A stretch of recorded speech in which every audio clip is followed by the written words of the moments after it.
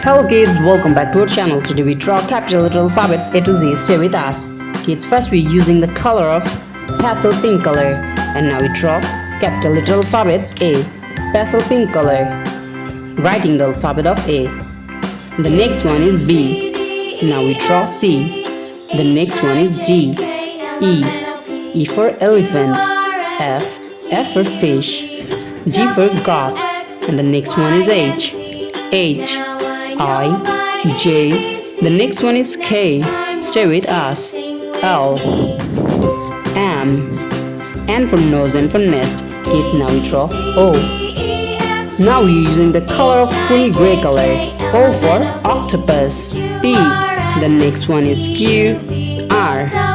R for rose. S. The next one is T. U for umbrella.